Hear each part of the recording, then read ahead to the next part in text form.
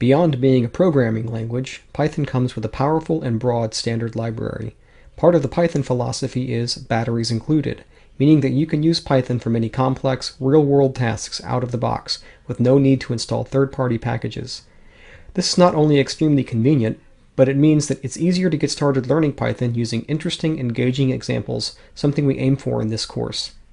Another great effect of the batteries included approach is that it means that many scripts, even non-trivial ones, can be run immediately on any Python installation.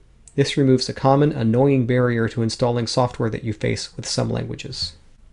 The standard library has a generally high level of good documentation. APIs are well documented, and the modules often have good narrative descriptions with quick start guides, best practice information, and so forth. The standard library documentation is always available online at python.org, and you can also install it locally if you need to. As the standard library is such an important part of Python, we'll be covering parts of it throughout this course. Even so, we won't be covering more than a small fraction of it, so you're encouraged to explore it on your own.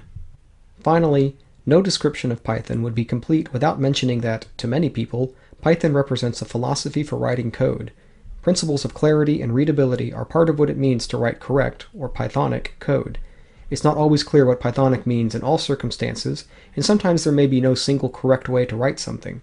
But the fact that the Python community is concerned about issues like simplicity, readability, and explicitness means that Python code tends to be more, well, beautiful. Many of Python's principles are embodied in the so-called Zen of Python. The Zen isn't a hard and fast set of rules, but rather a set of guidelines or touchstones to keep in mind when coding. When you find yourself trying to decide between several courses of action, these principles can often give you a nudge in the right direction.